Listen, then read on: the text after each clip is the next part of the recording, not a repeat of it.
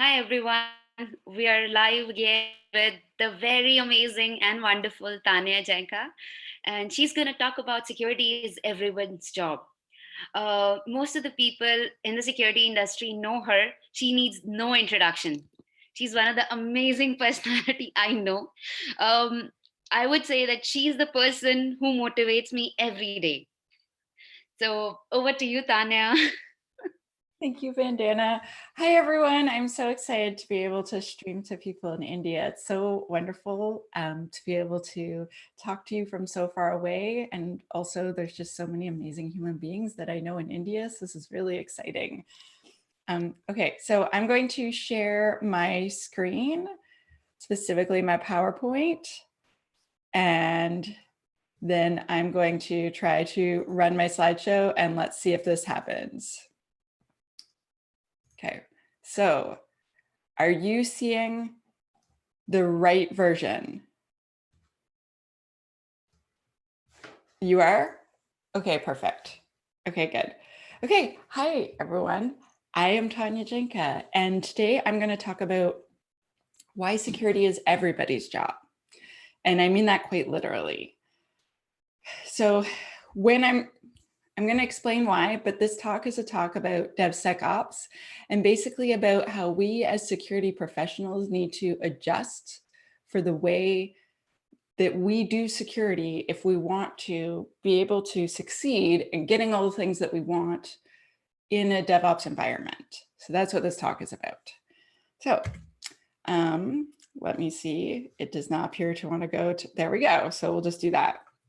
Okay, so we're going to talk about what is DevOps today, how that relates to us, what the goals of DevOps are, what the 3 ways of DevOps are. And then we're going to talk about basically 21 different ideas of how you can try to weave security through DevOps. And so I made this little sticker to remind people that security is everybody's job. And I find that it really was helpful to stick on software developers' desks.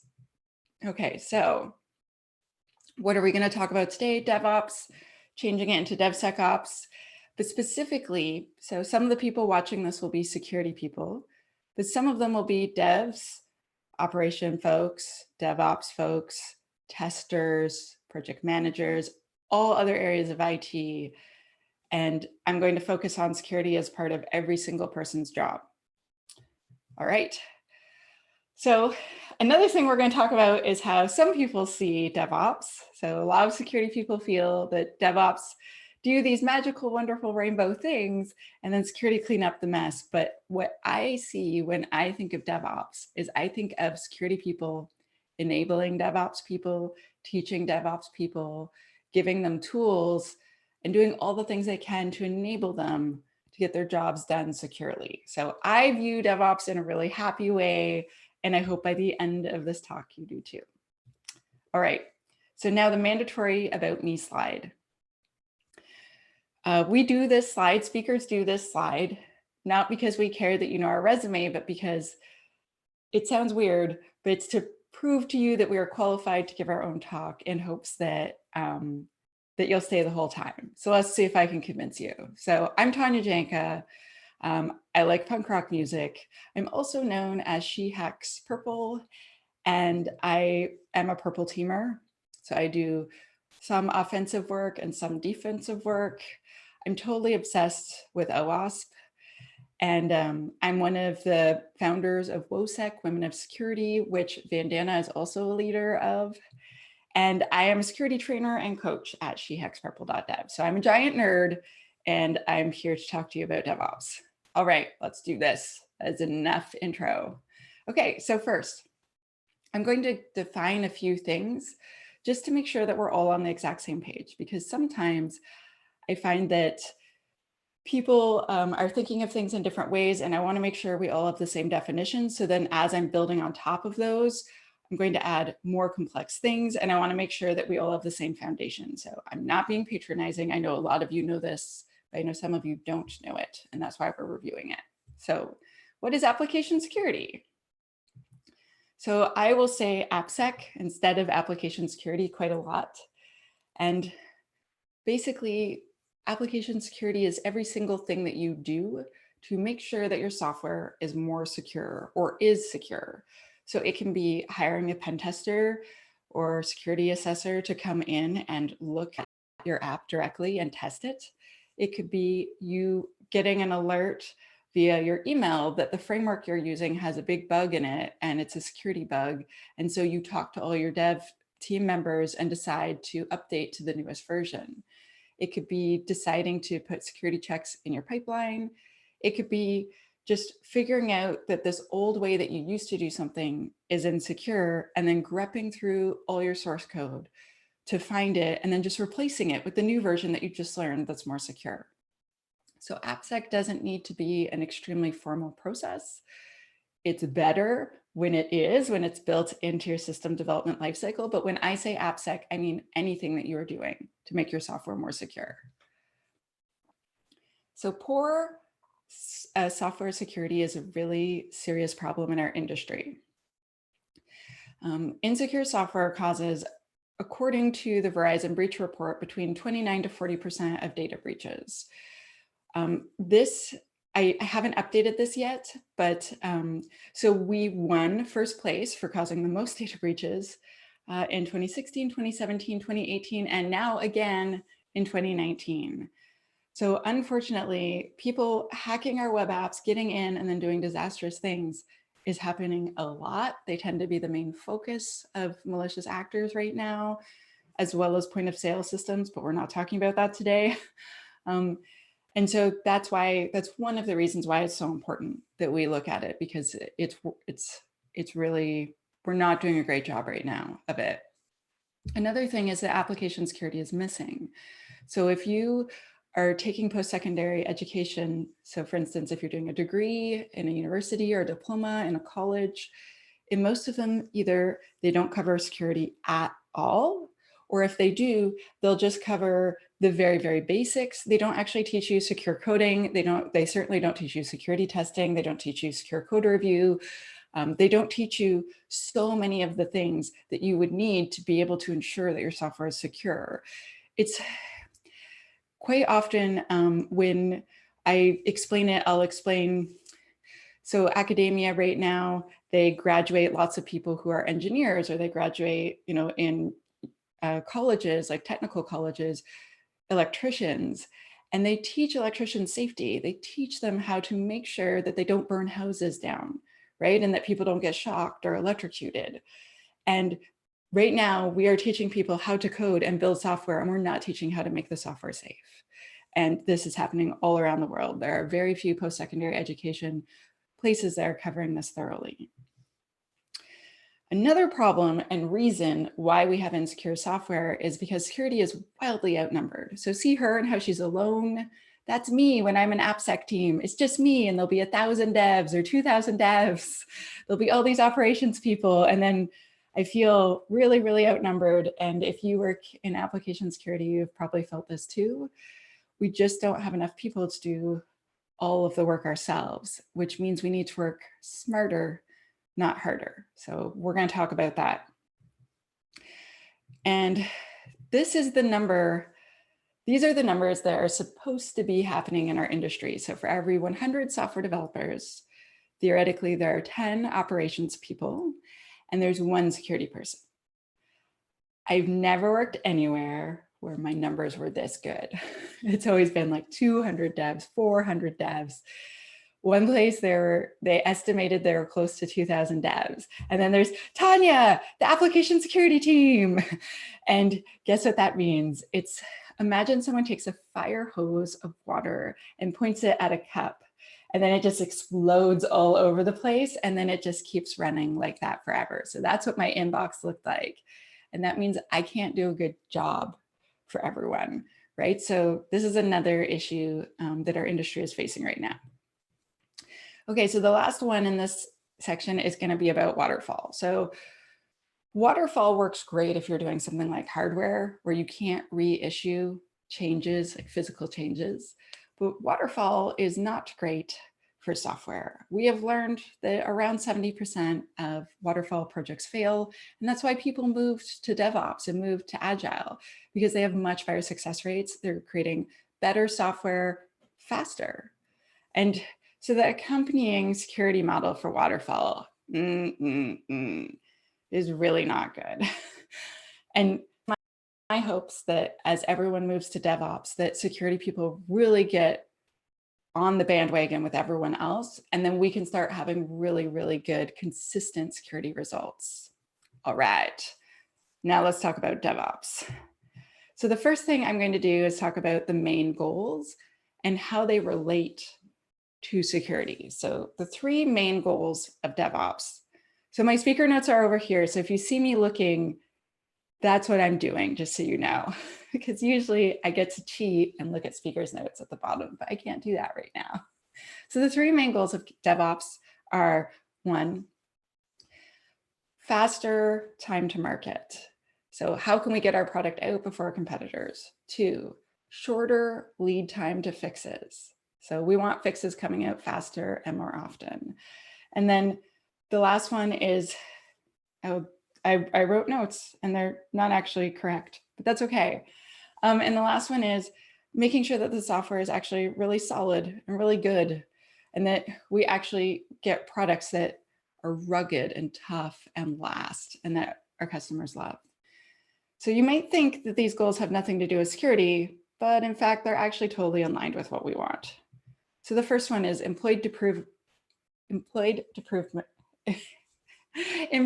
deployment frequency.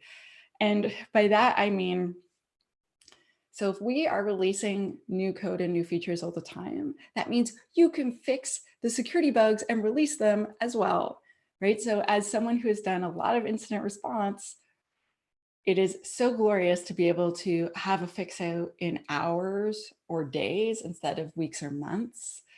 In some waterfall systems, I've worked places where it could take up to 4 months for an emergency release. Like the sky is falling and it would take 4 months. So this is magical from a security perspective. The next one is lower failure rates. And a lot of people call this resiliency. So a lot of people go to the cloud because the cloud is resilient. So what do we mean by that? So back to the CIA mandate of security. So this is the mandate of all security teams, to protect the confidentiality, the availability, and the integrity of the systems and the data that we are charged with protecting. So this is the mandate of basically every team across the planet.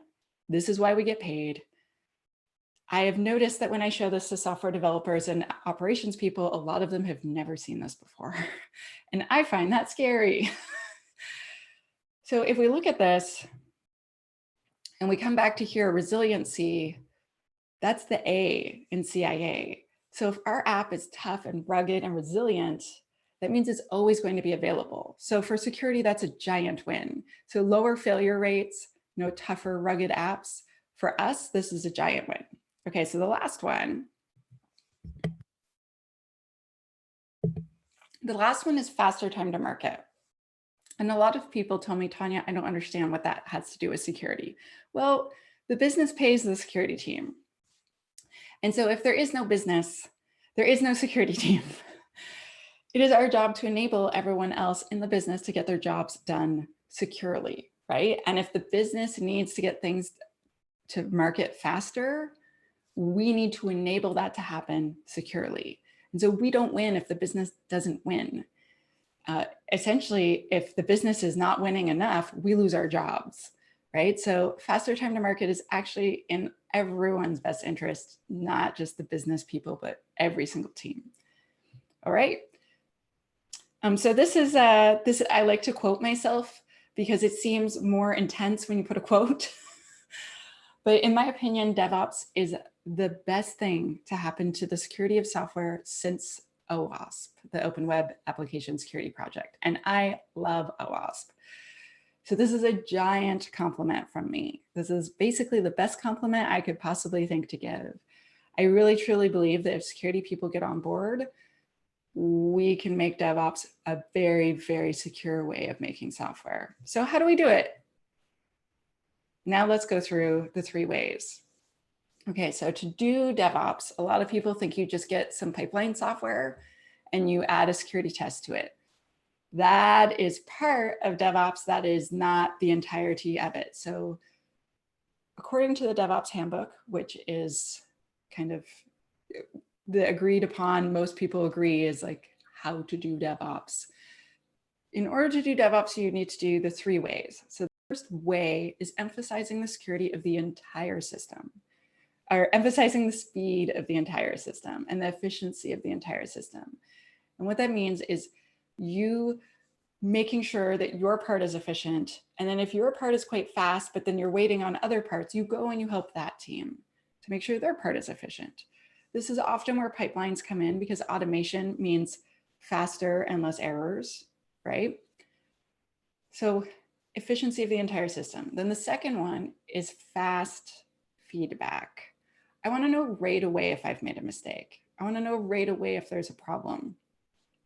With waterfall, part of the reason why so many projects would fail is because they wouldn't get feedback for so long. They wouldn't get feedback sometimes for a whole year. And that was really, they would come back and get feedback and the client would hate it. So DevOps is all about getting feedback as quickly as you possibly can, adjusting for that feedback and trying again.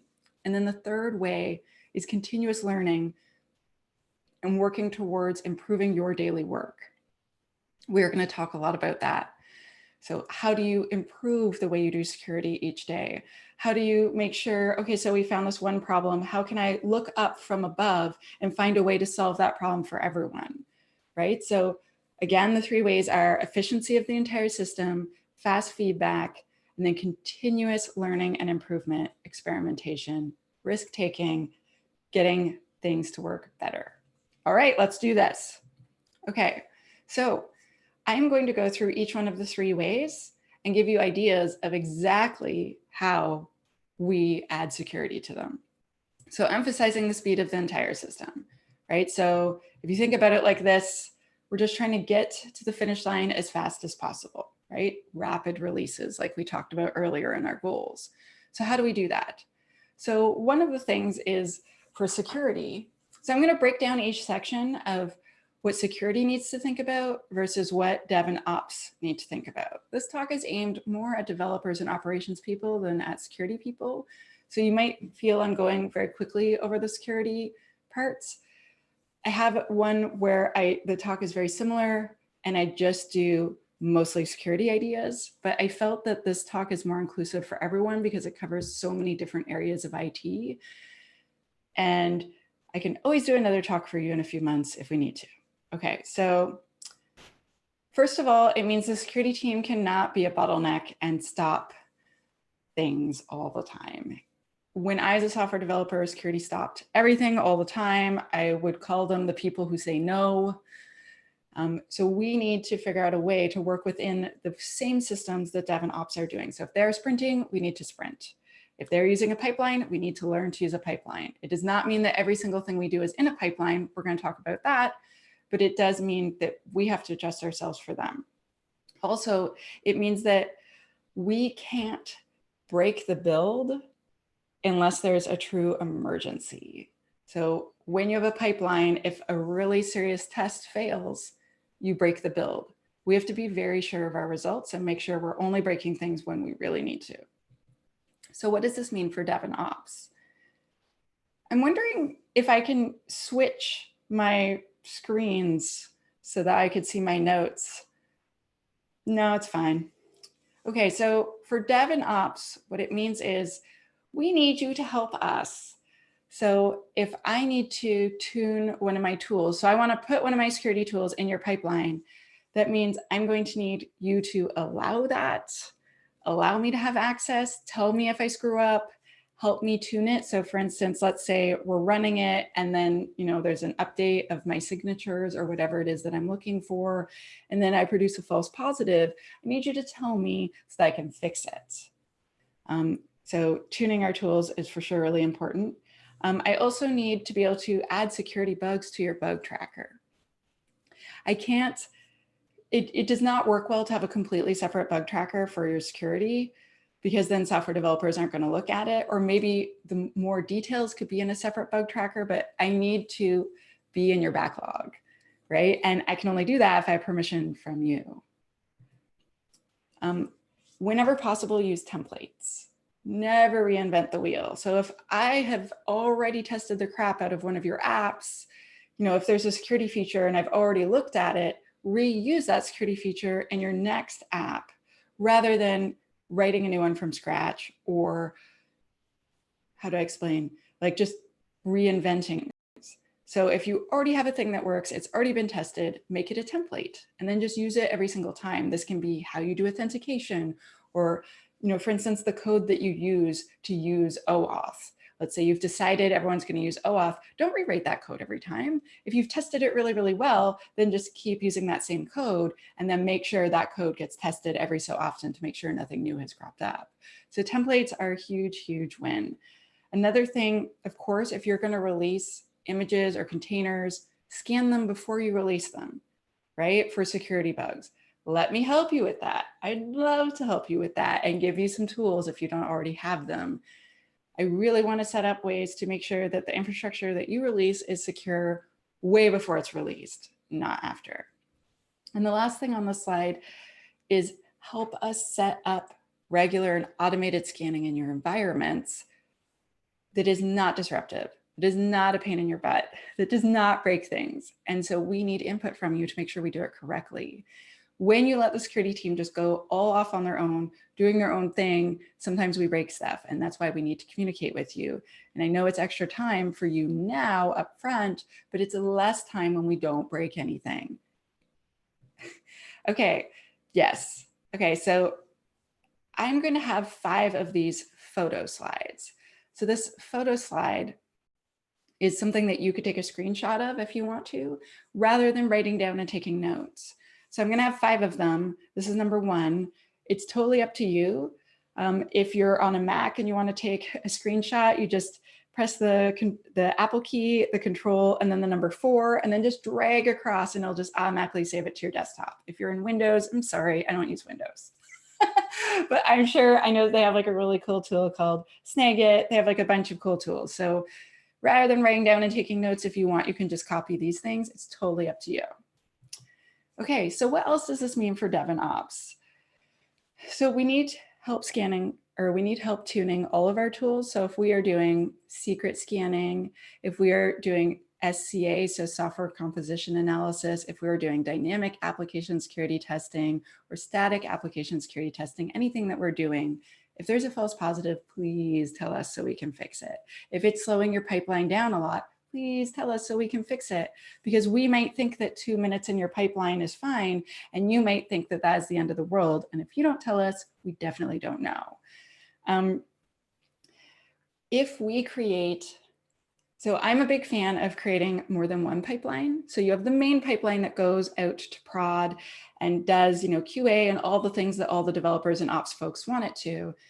But you can actually create an asynchronous pipeline, or a second parallel security pipeline, as I might call it, that kicks off whenever, let's say, you update the release version, or when you do a major push, or whatever it is that you're doing. And then I can have that do really big, long, slow security tests. Like if I want to do static application security testing, if you do a full run of that, that takes forever. That can take hours or even days, right? But I would love it if I could have you kick that off once a week for me, and then I'll go look at it. I'm not going to break your build. It has nothing to do with you releasing, but just knowing, okay, so they've done a major release, or they finished their sprint, and then I want the SaaS tool to run so that I can look at it myself and research it later. So please use the asynchronous security pipeline if your security team has made one for you.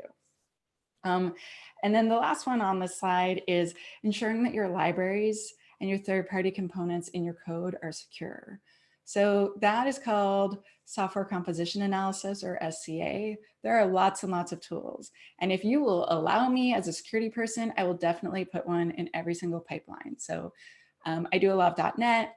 So there's a CS proj file, and it'll say all of your NuGet packages and all your different libraries in there. So all it does is it looks at that and it has a database of what's bad, and then it tells you those two are bad.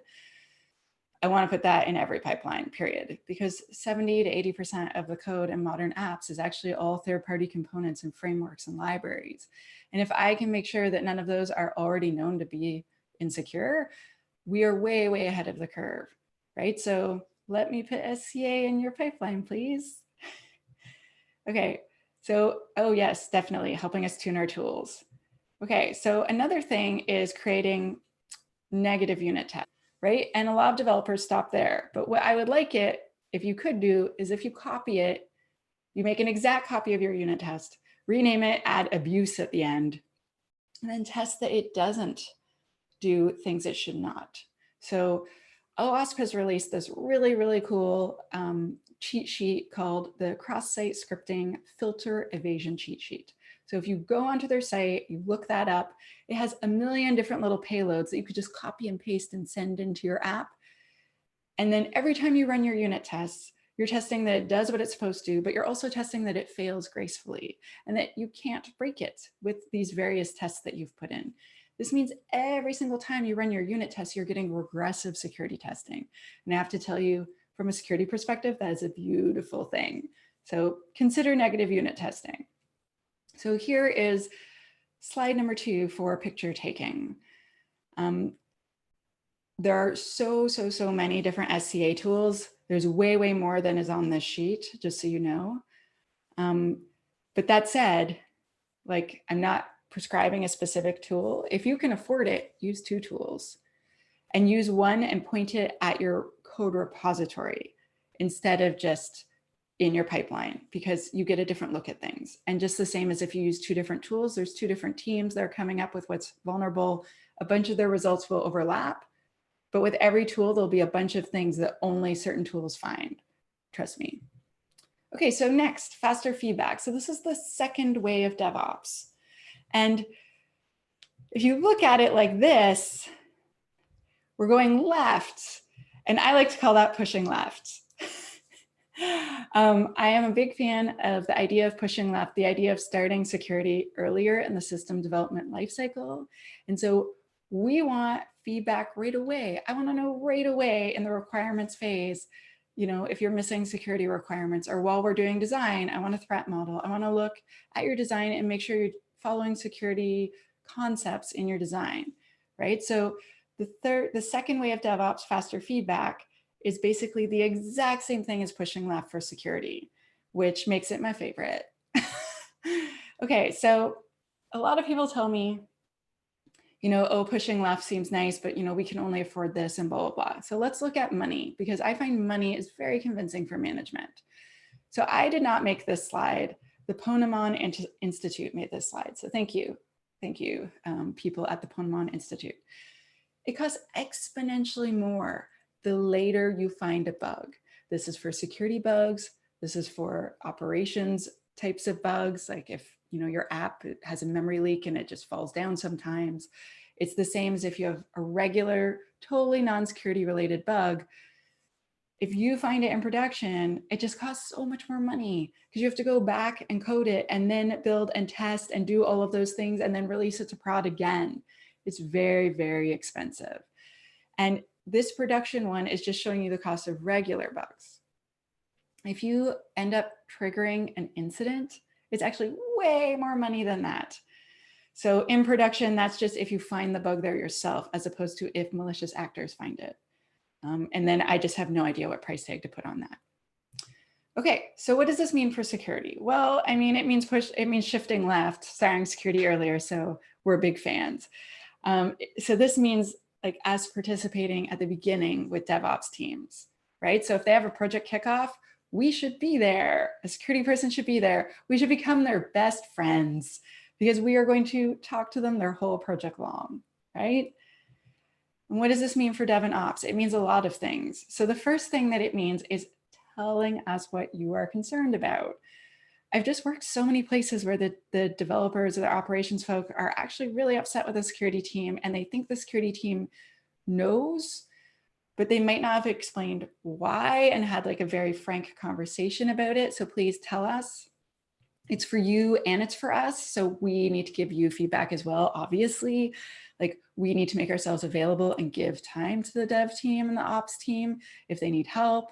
or just if we see something, we can't tell them in 4 months from then, we have to tell them right away, right? So I'm gonna give you a little story from my friend Asta from Netflix. So she's amazing and leads the AppSec team there. And Travis McPeak, he is the leader of the OWASP Bay Area chapter. And so those two work together, they're amazing. And they told this story during one of their talks. And basically they created this thing for their team, a custom tool called Repo Man.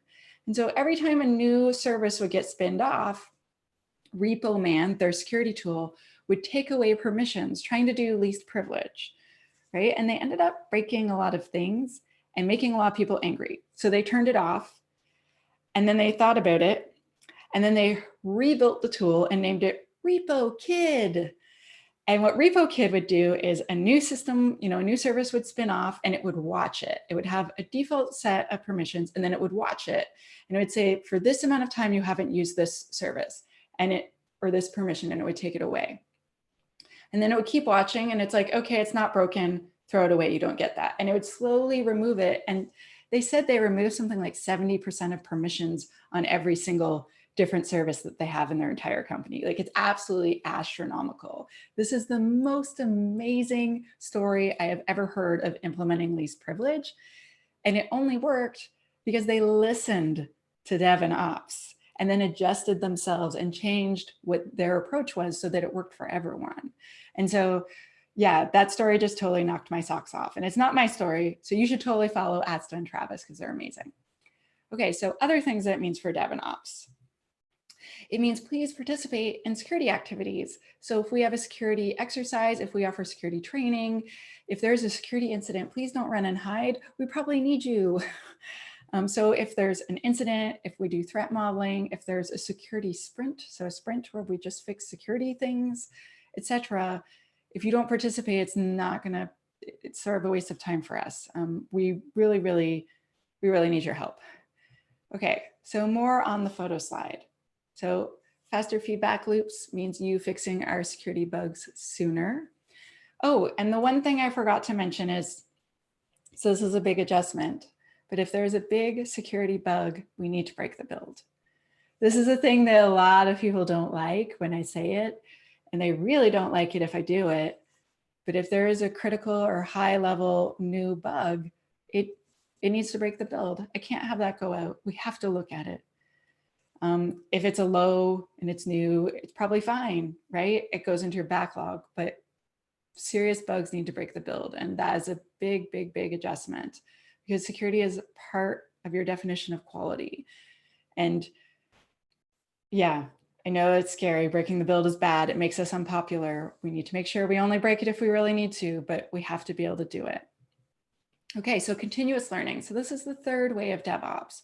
This includes experimentation, risk-taking, and doing work to improve your daily work. So setting time aside, and this is for the security team, the dev team, and the ops team, every single part of IT that is part of DevOps. You have to set time aside, hopefully a little bit every week, to improve the way that you do your job, to make things more efficient, to automate that one thing that you have to do manually sometimes. So continuous learning, full circle. Okay, so what does this mean for security? So it means that we need to allocate time for our team to improve our daily work, but it also means that as security people, because it's our job to enable all the other teams to do their jobs securely, it means we need to set a time to improve the daily work of dev people and ops people in regards to security, whatever that is. So sometimes it means sitting down with a dev and making time and helping them make those negative unit tests, right? Sometimes it's, we're going to add new things to the secure coding guideline. Could we meet with you to talk to you and like teach your team these new things that we need you to do from now on, right? So it means talking to people. I know it's scary. I know we're IT people and we don't like to talk to people, but we have to.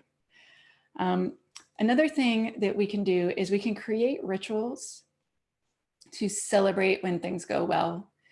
And that could be a thing that we do that improves our daily work. So if someone does something right, I feel it's really important that we actually communicate that to other teams.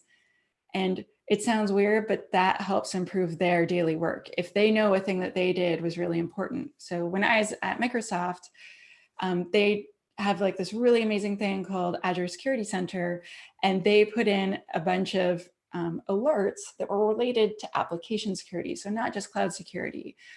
And I gave them so much positive feedback about it.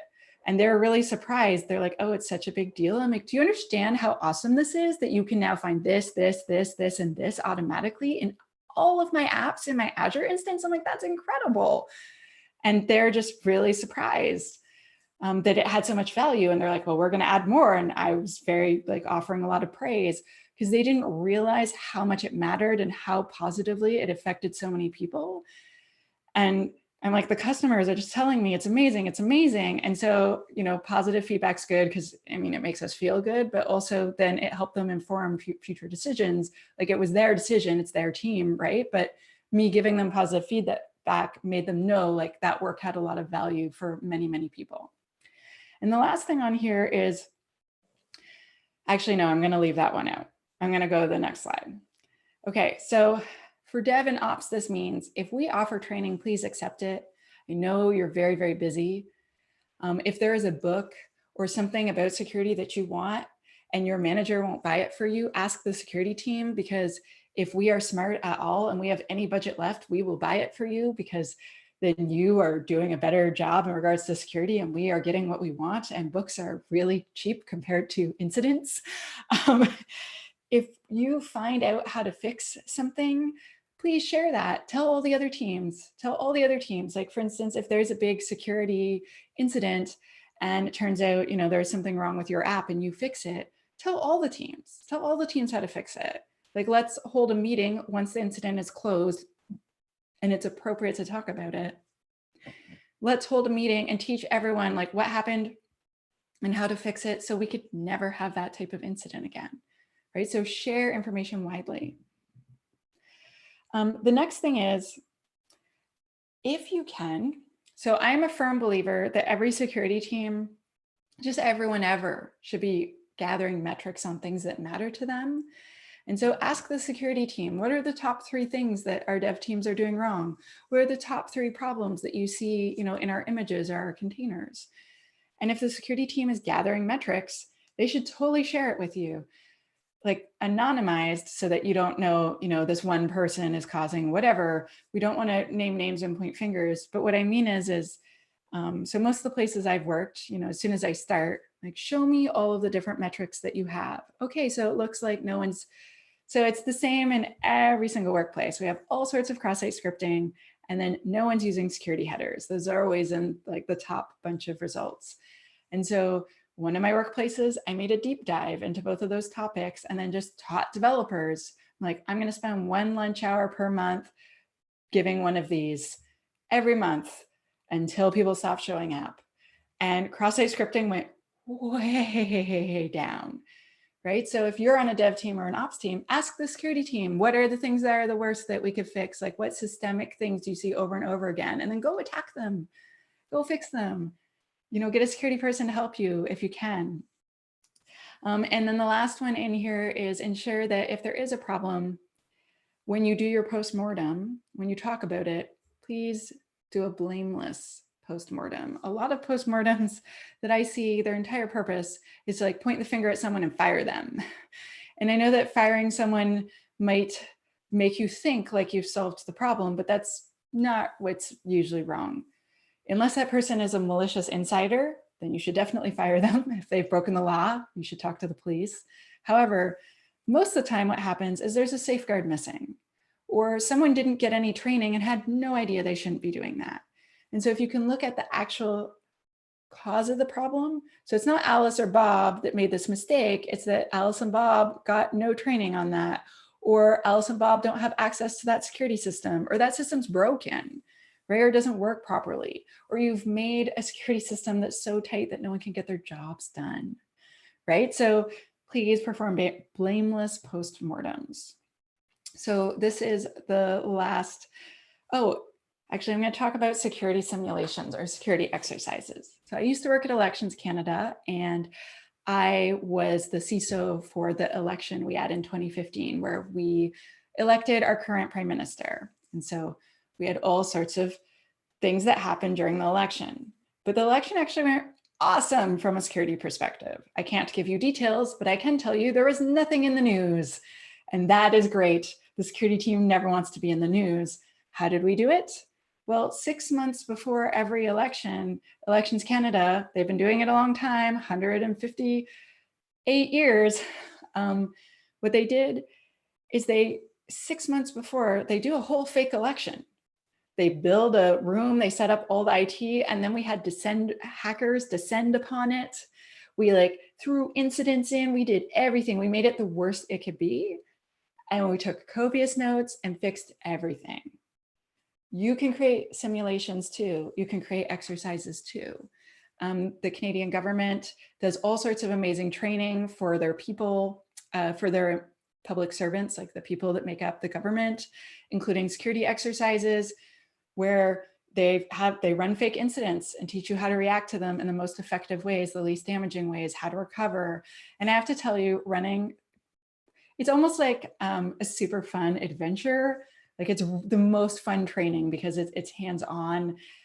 Security exercises and simulations, I personally find really, really satisfying and interesting. I learn a lot. So if you are in a place where you can do a security simulation or run security exercises for your team, you might be really shocked as to just how much value you can have. Okay, so the last part is about culture change. So DevOps is a culture. A lot of people talk about, well, it's a methodology, it's this, it's that, but the biggest thing about DevOps is culture. So we're going to talk about how to constantly reinforce culture change to make sure that this keeps happening. And then the last part of this talk, because we're almost done, and I think I went over time, but hopefully that's okay. The last thing is that we're going to talk about a bunch of free resources so that you can go out and do this now. All right, so culture change, my favorite part. So the first thing we want to do is celebrate security wins. So I talked about that a little bit earlier, but for instance, if a pen test comes back and they've done intense security testing on your app and they found no highs and no criticals, maybe that team deserves donuts or whatever type of delicious, so Indian sweets are so good. I love Indian food. Okay, sorry, off topic. But whatever delicious treats that you could give, if it's in your budget, I think that would be an amazing reward, right? When I give training, sometimes if people, they do the right thing, I'll just give them a high five. When I used to do AppSec at this one place, I had all the developers scanning their own code. And if they didn't get any highs or mediums, if they only got lows, I promised everyone a high five. They'd be like, come over to my desk, you owe me a high five. And then I'd high five them in front of all the other developers. And all the other developers would see that positive reinforcement. They're like, how do I get a high five? I'm like, let me show you, right? And it sounds super silly and ridiculous, but the security teams are known for coming when there's an emergency or when they have bad news about how you made a mistake. And so it would be nice if the security team was welcome because sometimes they bring delicious treats. Okay, so the next thing is we need to work more closely together. A lot of places have really serious silo problems where each part works separately. If it's possible that you could have social activities together, I realize right now there's a pandemic, we're all supposed to stay home and work from home, right? That doesn't mean that you can't still have, for instance, a Zoom chat with a bunch of people and see each other's faces and invite a security person to your meeting to make sure, ask them any questions that you have, right? Or if you're the security team, ask if you could sit in on some of the dev teams meetings once a week just to catch up with them and give them any updates that you have, right? So right now in person is not a thing that we can do, but we can adjust. I know there's a lot of adjustments. Okay, so the next thing we can do is make sure we don't blame people. We blame policies, tools, anything else like that, safeguards that are missing or were implemented improperly. I have worked places where I have blamed people and it didn't go well. And I've learned that you don't get what you want when you blame people, because what you really want is to make sure things are secure. And if people feel too nervous to tell you that things are wrong, it's not going to go well, right? So it's really important that it's not Alice's fault, it's not Bob's fault, it's the safeguard that was missing, it's the tool that it wasn't configured properly. So how do we make sure in the future that our tools are configured properly? What could we have done differently? Let's document this and learn from it. But let's not punish people who are doing the best they can with what they know and what they have. And security champions. I love this picture. I feel like this woman looks like such a badass. So you can be a security champion. So if you work somewhere and you're a security person, you can create a security champion program. And that is basically where people self-identify. So you do security events, you invite everyone, but certain people will show up every time. Certain people ask you more questions. Certain people show more interest. Ask them if they want to become a security champion. And then give those people extra updates. Teach those people extra things. If you're allowed to, bring those people on a security incident with you. If you have budget, buy them a book. Show them whatever the things are to help them become literally a champion, as in strong and able, but also a champion as in that person that goes out and helps you get your mandate done, that person that brings all of the things that you want into the teams that the rooms that maybe you're not invited into or you don't have time to get to. So this person is on your side. This is also a great way to recruit to the security team. Because if someone's really, really good and really, really interested, and then you need to hire someone, that's probably the person you want to hire. I'm a big fan of security champions. Okay, so this slide is the call to action slide. So I like to ask the people that see my talks to do things. And so I would like you to change your definition of quality, like in your here and here, right? So I want your definition of quality to include resilience. I want to include constant learning and improvement of you and your team. I want to include speed, and I want to include you giving valuable feedback as quickly and as often as you possibly can so that everyone does better. So if you could raise your right hand in your own room, thank you, Vandana. So I'm going to assume everyone else is doing this, but the definition of quality must include secure. So I want you to say this inside and know it. Whether you're an operations person or a developer or a security person, security is a part of quality. You cannot have a product that is high quality that you can be truly proud of unless it's secure. And when you feel that and you know that as a value, like a value that you have, a thing that's important to you, all your work will reflect that from now on. It sounds weird, but it totally works. So please, if you take one thing home, take that home. Add security to your definition of quality. And now it's time for free resources. Okay, so get ready to do those screenshots, although these slides are available on the internet. Okay, yes, free. Okay, so the first resource, the Open Web Application Security Project. So if you are watching this from Bangalore, Bangalore has a great chapter. You should go to their online ones. Oh wait, you are at one of their meetings. When they are up and at it and in person again, you should definitely go and meet all the amazing humans that are part of your chapter. This is a place where you can not only learn lots of cool things, but you can make lots of cool friends who are interested in the same things as you, and you can network and potentially find jobs and so much more. Also, check out our projects online. There's so many super cool projects, and there's committees that need people to be on them. If you want to be a part of the OWASP community, trust me, we definitely want you. WOSEC, Women of Security. So this slide isn't even accurate anymore. We now have 31 chapters around the world. So if you are a woman or you identify as a woman at all, WOSEC welcomes you. We basically are a group of women that just wanted to make a lot more friends and support each other and network and learn things together.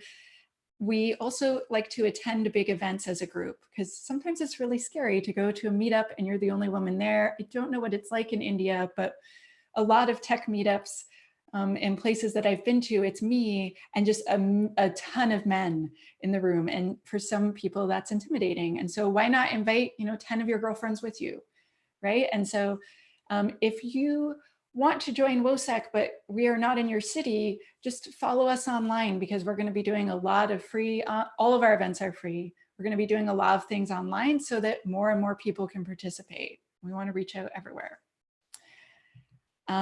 Another free resource is Mentoring Monday every Monday. So we are now called Cyber Mentoring Monday, so it's more specific for its S. Every single Monday on Twitter, myself and several other people now tweet and try to help you find professional mentors. So use this hashtag. You can respond to me or tag me and I will retweet you. If you don't tag me, I'll try to find you and retweet you anyway. But basically what we're trying to do is, one, bring lots of new people into our industry. So if you are interested in learning more, or let's say you want to switch from incident response to doing application security, or you're a software developer and you want to get into incident response, you can tweet out and ask, what book should I read? Who should I follow? Or you can ask someone to have a virtual coffee with you. A lot of people are developing very long-term relationships out of this program. If you have worked in security for 2 or more years, I'd like to ask that you consider answering people who call out using this tweet and this hashtag. So a lot of Mentoring Monday is actually a secret. It's all in direct messages and you don't see it. What you're seeing on Twitter is just the tip of the iceberg.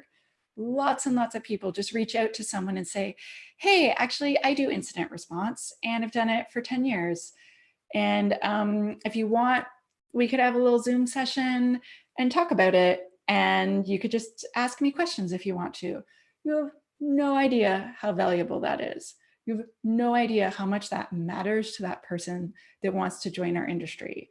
Like, you offering that to someone, like half an hour or an hour of your time, is magical. And that's the type of thing that will make someone keep working harder and harder so that they can join our industry. So please consider joining Cyber Mentoring Monday.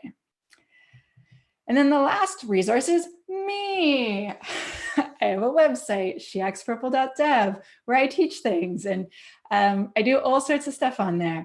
I have Twitter, I have a blog on DevTow, and on my website, I have a YouTube channel, I have a Twitch channel. I do nerdy things all the time. I also have a mailing list, which should be on the slide, but it's not. Anyway, please follow me if you liked this talk. There's just so much more. And now I'm going to summarize what we learned today. So security is part of every person's daily work, because security is everybody's job, including yours. So with that, I'd like to thank all of you who watched this. I want to thank you for your time and attention today. Thank you so much for fighting the good fight and helping us make sure our world is more secure. Thank you. I'm done. Do we have any questions that are in the chat? No, but we have a lot of thank yous. Oh. Hey, Tanya, this is really a knowledgeable session. I appreciate it. Thank you. Stay secure. Peace. Yes, thank you so much. And thank you for coming to OWASP Bangalore. Yeah, thank you for joining us today. I am sure it's going to be really helpful, and people are people are going to look back, and then I'm sure they're going to reach out to you. Awesome. Awesome. I look forward to it. Thank you very, very much, everyone. Cool. Yeah, thank you so much, everyone, for joining us today. And thank you so much, Tanya, for being on the channel. You are welcome. It is my pleasure.